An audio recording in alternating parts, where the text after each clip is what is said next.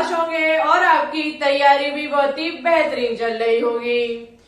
तो सबसे पहले हमारे सभी प्यारे प्यारे स्टूडेंट्स को गुड इवनिंग, शुभ संध्या, राधे राधे, जय श्री कृष्णा, जय माता दी।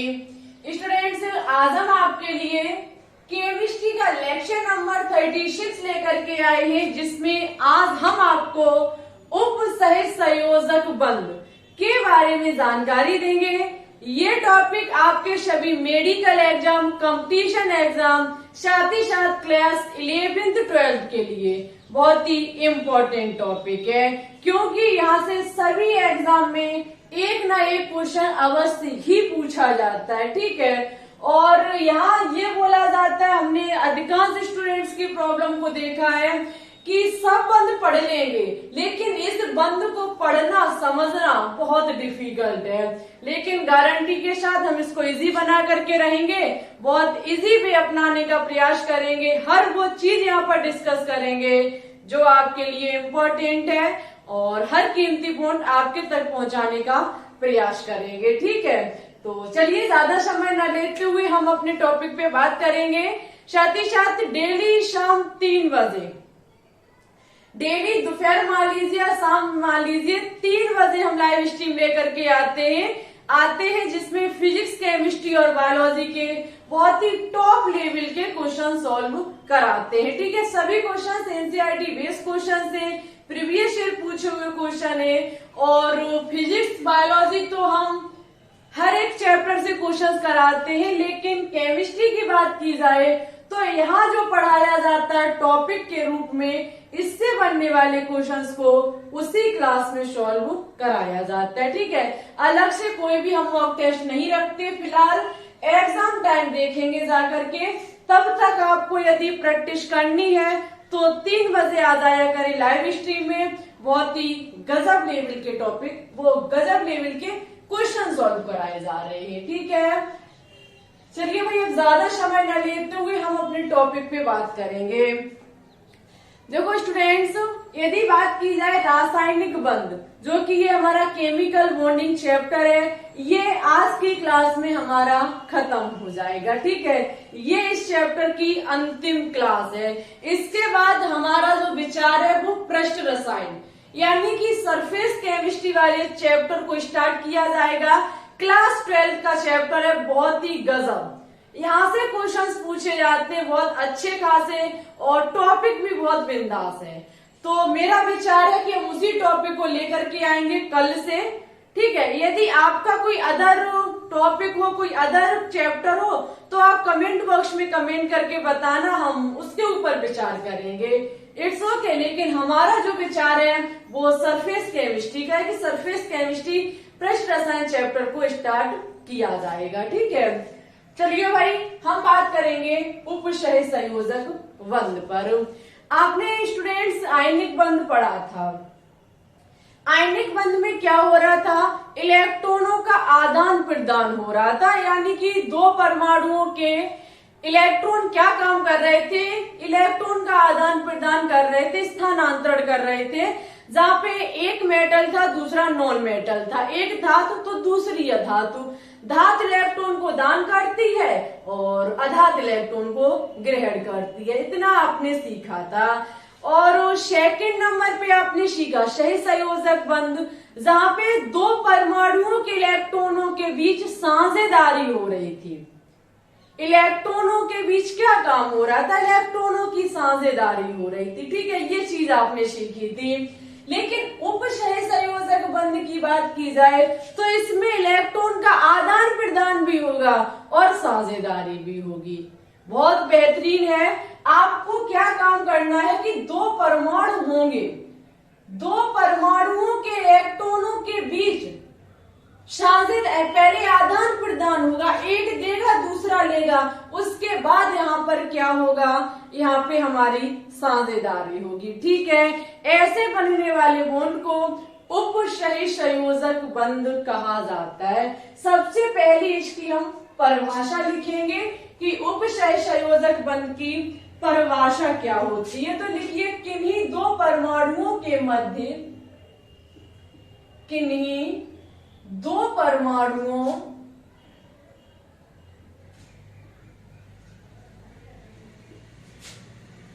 किन्हीं दो परमाणुओं के मध्य इलेक्ट्रॉन युग्म, सबसे इंपॉर्टेंट पॉइंट है इलेक्ट्रॉन युग्म। इलेक्ट्रॉन युग्म के आदान प्रदान, आदान प्रदान, आदान प्रदान तथा दोनों परमाणुओं के मध्य, तथा दोनों परमाणुओं के मध्य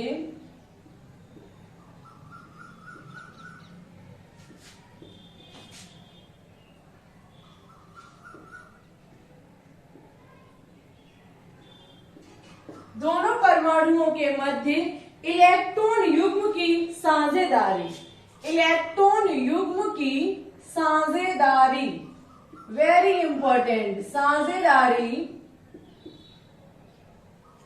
साझेदारी उपसहसंयोजक बंध कहलाती है। क्या कहलाती है? उपसहसंयोजक बंध कहलाती है।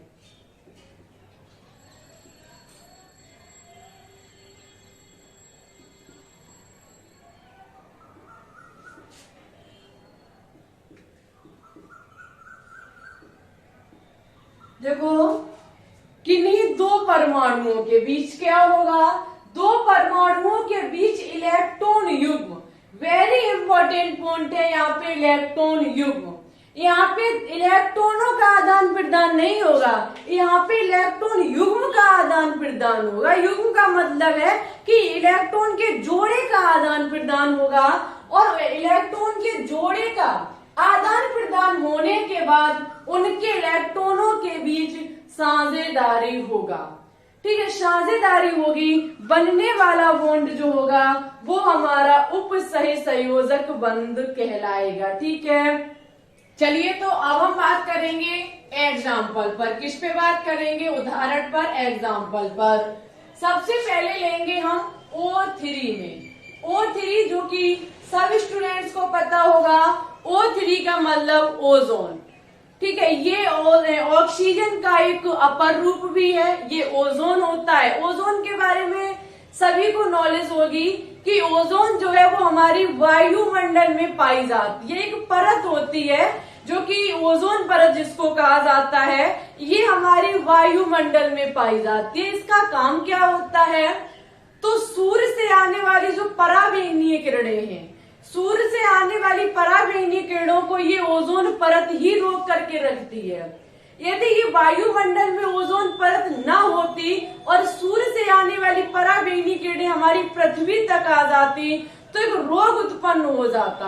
वो रोग है त्वचा कैंसर, यानी कि स्किन कैंसर रोग उत्पन्न हो जाता और ये पृथ्वी जो है वो पूर्णतः नष्ट हो जाती।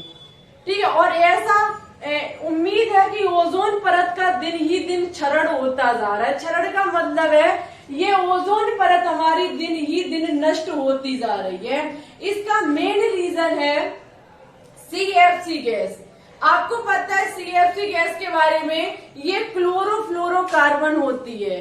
क्लोरोफ्लोरोकार्बन जो कि हमारी फ्रज से निकलती है, AC से निकलती है, स्पंज वाले गद्दों से निकलती है। इनसे निकलने वाली गैस है CFC जो कि हमारी होती है क्लोरोफ्लोरोकार्बन। ये दिन ही दिन ओजोन परत को नष्ट करती जा रही है, और जिस दिन हमारी ओजोन परत नष्ट हो गई उस दिन बहुत भयानक बीमारी इस पृथ्वी पर उत्पन्न हो जाएगी। ठीक है, तो प्रयास कीजिएगा इस CFC गैस का कम से कम यूज हो। लेकिन भाई आपको पता है आजकल स्पंज वाले गद्दे सबके घर है नहीं। ये मान लीजिए कि कुछ भंडारा सा खुल गया है, साथ ही साथ फ्रिज सबके घर में, AC घर घर हो गई है, और ये CFC गैस दिन ही दिन बढ़ती जा रही है। ओजोन परत का क्षरण होता जा रहा है। पराबैंगनी किरणें तो आएंगी सूर्य से, और जब क्षरण हो जाएगा ओजोन परत का तो भाई एक दिन स्किन कैंसर रोग भी उत्पन्न हो जाएगा। ठीक है, चलिए तो हम अपने टॉपिक पे बात करेंगे। अच्छा भाई, O3 की बात की जाए तो ऑक्सीजन के वायतम कक्ष में कितने इलेक्ट्रॉन होते? 6 इलेक्ट्रॉन होते। 1, 2, 3, 4, 5 और 6। आपको पता है कोई भी एटम 4 इलेक्ट्रॉन को रखने का स्थान रखती है और फिर क्या काम होता है, उनका जोड़ा बना दिया जाता है। ठीक है, अच्छा एक ऑक्सीजन भाई साहब और हम लेंगे, क्योंकि 3 ऑक्सीजन के परमाणु में 1 2 3 4 5 और 6। ठीक है, इस प्रकार से हमने इनके 6 इलेक्ट्रॉन को लेबोस डॉट सिंबल के आधार पर दर्शा दिया है। अब यहाँ पे काम क्या होगा, इसको 2 इलेक्ट्रॉन की जरूरत है और इसको भी 2 इलेक्ट्रॉन की जरूरत है। ये इनसे कहेंगे, ये इनसे कहेंगे कि भाई अपने मुझे दे दो, वो कहेगा अपने मुझे दे दो। तो काम क्या होगा, दोनों इलेक्ट्रॉनों की साझेदारी कर लेंगे, यानी कि दोस्ती कर लेंगे आपस में। ये इलेक्ट्रॉन इनका भी होगा और ये इलेक्ट्रॉन इनका भी होगा। इलेक्ट्रॉनों की ये बराबर साझेदारी कर लेंगे। ठीक है, अब ये दोनों इलेक्ट्रॉन इसके हैं और ये भी इसके हैं, ये दोनों इसके और ये भी इसके, इस इलेक्ट्रॉनों की साझेदारी हो गई। ठीक है, अब भाई इसका भी अष्टक पूर्ण हो गया, इसका भी अष्टक पूर्ण हो गया, ना इसे किसी से लेना है और ना इसे किसी को देना, ये पूर्ण रूप से कंप्लीट हो गए। लेकिन O3 दूसरा ऑक्सीजन बैठा हुआ है, उसके भी बाह्यतम कक्ष में 6 इलेक्ट्रॉन होंगे। ठीक है, उसके भी बाह्यतम कक्ष में कितने इलेक्ट्रॉन होंगे, 6 इलेक्ट्रॉन होंगे। भाई ये रिक्वेस्ट करेगा इन दोनों से कि प्लीज एक एक इलेक्ट्रॉन मुझे दे दो, लेकिन वो क्यों दे, क्योंकि उनका तो अष्टक पूर्ण हो गया, ना तो वो लेना चाहेंगे ना ही वो देना चाहेंगे।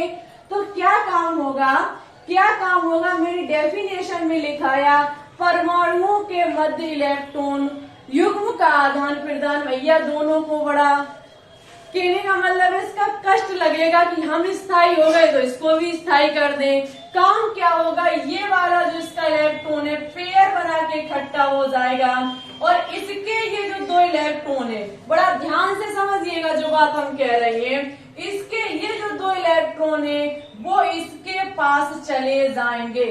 समझिएगा, इलेक्ट्रॉन का क्या हुआ है, आदान प्रदान। अब आपका क्वेश्चन उठेगा कि यदि इसने 2 इलेक्ट्रॉन का दान किया तो इस पर प्लस आना चाहिए, इसने ग्रहण किया तो इस पर माइनस आ जाना चाहिए। लेकिन नेक्स्ट पॉइंट कहता है कि इलेक्ट्रॉन युग्म की साझेदारी होती है। कहने का मतलब है कि ये इलेक्ट्रॉन इसके भी हैं दोनों और ये इलेक्ट्रॉन इसके भी हैं दोनों। इलेक्ट्रॉन का आदान प्रदान तो होगा ही होगा, लेकिन उनके बीच साझेदारी भी होगी। ये पूर्ण रूप से इसको नहीं दे देगा भाई, बीच में साथी की तरह रहेंगे और ये इसका भी काम करेगा और ये इसका भी काम करेगा। ठीक है, इसका भी स्थायी बना के रखेगा, इसको भी स्थायी बना के रखेगा।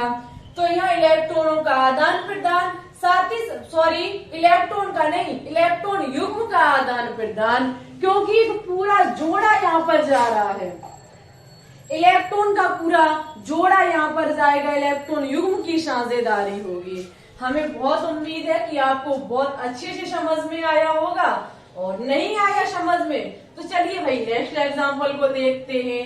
ठीक है, तो यहाँ पे सबसे इम्पोर्टेंट चीज है कि उपशय संयोजक बंध को तीर के माध्यम से दर्शाया जाता है। ठीक है, इनके बीच जो इलेक्ट्रॉन युग्म का आदान प्रदान होता है वो तीर के निशान से दर्शाया जाता है।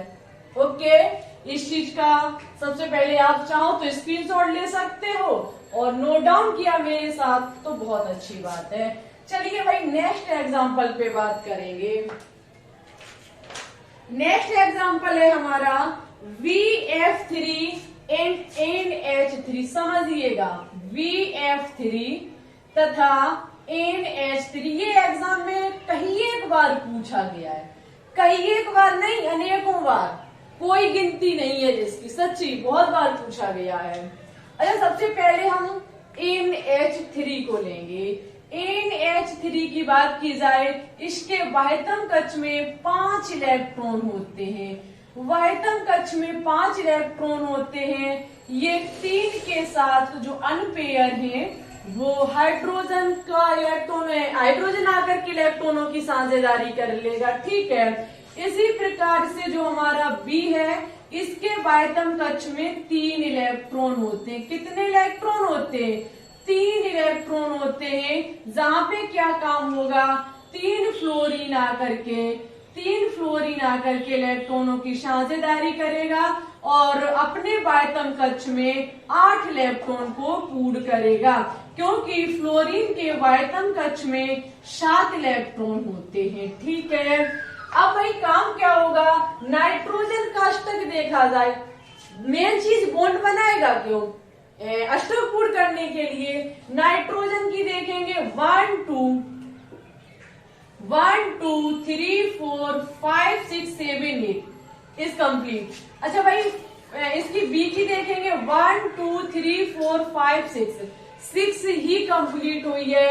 इस बेरिलियम को कहीं से 2 इलेक्ट्रॉनों की भाई बहुत जरूरत है। अब इसे 2 इलेक्ट्रॉन देगा कौन, तो क्या काम होगा, 2 इलेक्ट्रॉन जो यहाँ पे नाइट्रोजन का जोड़ा बना हुआ है, ये अपने इलेक्ट्रॉन युग्म का आदान प्रदान करेगा और आदान प्रदान के बाद इनके बीच दोनों इलेक्ट्रॉन युग्म की साझेदारी हो जाएगी। ये इसका भी रहेगा और ये इसका भी रहेगा।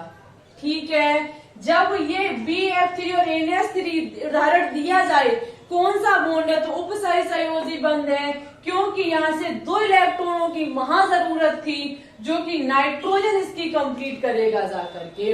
जो इसका इलेक्ट्रॉन युग्म जोड़ा बनाए हुए है, ये क्या काम करेगा, इलेक्ट्रॉनों के आदान प्रदान के बाद, इलेक्ट्रॉन युग्म के आदान प्रदान के बाद इलेक्ट्रॉन युग्म की साझेदारी हो जाएगी। ठीक है, यहाँ से हमारे निर्माण होता है किसका, उपसहसंयोजी बंध का।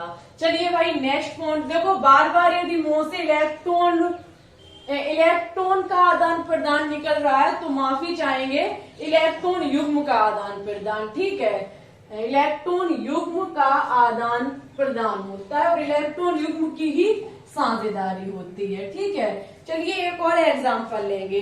अच्छा नेक्स्ट एग्जांपल है हमारा SO2। Next example SO2, sulphur S1632 होता है हमारा।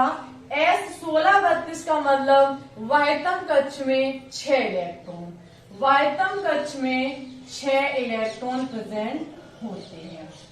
चलो भाई 6 इलेक्ट्रॉन तो हमने बना लिए। अच्छा ऑक्सीजन पहले एक लेंगे हम, जिसके वायतम कक्ष में कितने इलेक्ट्रॉन होते हैं, तो इसके भी वायतम कक्ष में 6 इलेक्ट्रॉन होते हैं। ठीक है, क्या काम होगा, इसको भी 2 इलेक्ट्रॉन की जरूरत है, इसको भी 2 इलेक्ट्रॉन की जरूरत है, ये आपस में इलेक्ट्रॉनों की साझेदारी कर लेंगे। ठीक है, जब ये आपस में इलेक्ट्रॉनों की साझेदारी कर लेंगे तो दूसरा भी ऑक्सीजन बैठा हुआ है, क्योंकि SO2 सल्फर डाइऑक्साइड होता है हमारा, जिसके वायतम कक्ष में भी कितने इलेक्ट्रॉन है, 6 इलेक्ट्रॉन है। अब भाई यहाँ पे क्या काम होगा, इसे 2 इलेक्ट्रॉन की जरूरत है। ये सल्फर से रिक्वेस्ट करेगा प्लीज भाई अपने मुझे 2 इलेक्ट्रॉन दे दीजिए। वो क्यों दे, उसके तो अष्टक पूर्ण हो गया, कोई भैया अपनी बात नहीं बिगाड़ना चाहेगा, वो स्थायी हो चुका है। जब वो बार बार रिक्वेस्ट करेगा तो सल्फर दया कर देता है, क्या काम करता है कि अपना जो इलेक्ट्रॉन युग्म है उसका आदान प्रदान करेगा। ये कक्षक को खाली करके एक कक्षक में बैठ जाएंगे। ठीक है, जो अलग अलग कक्षक में थे वो दोनों एक कक्षक में बैठ जाएंगे और ये क्या काम करेगा, अपना इलेक्ट्रॉन युग्म देगा और इलेक्ट्रॉन युग्म देने के बाद कहेगा भैया पूर्णता नहीं, ये आपका भी है और ये हमारा भी है। ठीक है, जैसे कि कोई एक रूम है जिसमें आप भी रहे और आपके किराएदार भी रहे। ठीक है, उसी प्रकार से ये आपका भी है और ये मेरा भी है। पूर्णता नहीं दे पाएंगे, क्योंकि यदि दे देंगे तो भाई उसका खेल बेकार हो जाएगा। तो इलेक्ट्रॉन युग्म का आदान प्रदान प्लस उनकी साझेदारी से बनने वाला बॉन्ड हमारा उपसहसंयोजक बंध होता है। अच्छा भाई कोई 2 एग्जाम्पल आपको कमेंट बॉक्स में कमेंट करके बताने हैं उपसहसंयोजक बंध से। यदि आपको पता हो तो प्लीज कमेंट बॉक्स में बताइएगा कोई 2 एग्जाम्पल उपसहसंयोजक बंध के। आज आपका ये केमिकल बॉन्ड चैप्टर पूरा खत्म होता है। न्यू चैप्टर कल स्टार्ट किया जाएगा, सरफेस केमिस्ट्री। यानी कि पृष्ठ रसायन। और 3 बजे हम लाइव लेकर के आते हैं, तो वही निवेदन है कि लाइव जरूर आया करें। जितना लाइव से सीखने को मिलता है उतना आपको बाद में ऑफलाइन क्लास देखने से कोई फायदा नहीं, बाद में उतना नहीं, ठीक है। क्योंकि लाइव में अच्छा लगता है जब कई एक स्टूडेंट्स जुड़ते हैं आकर के, तो कंपटीशन आपकी वहां होती है। तो लाइव स्ट्रीम जरूर अटेंड किया करें। एनसीईआरटी बेस्ड टॉप लेवल के 1000 फिजिक्स, केमिस्ट्री और बायोलॉजी के क्वेश्चंस की सीरीज चलाई जा रही है, ठीक है। अभी ज्यादा नहीं, तीसरी क्लास हुई है हमारी, और एग्जाम तक आपके 1000 क्वेश्चंस कराने का जो हमने वादा किया है वो करके दिखाएंगे। 15 अगस्त तक आपके टॉपिक खत्म कराएंगे, और उसके बाद आपके चैप्टर वाइज क्वेश्चंस चलाएंगे और प्रीवियस ईयर क्वेश्चंस की लाइव स्ट्रीम चलाएंगे। ये आपका एग्जाम टाइम करेंगे जाकर के, ठीक है। एग्जाम के 1 महीने पहले से आपके चैप्टर वाइज मॉक टेस्ट लिए जाएंगे, प्रीवियस ईयर क्वेश्चन सॉल्व कराए जाएंगे, कई एक काम कराए जाएंगे। आप चैनल के साथ लगातार बने रहिएगा।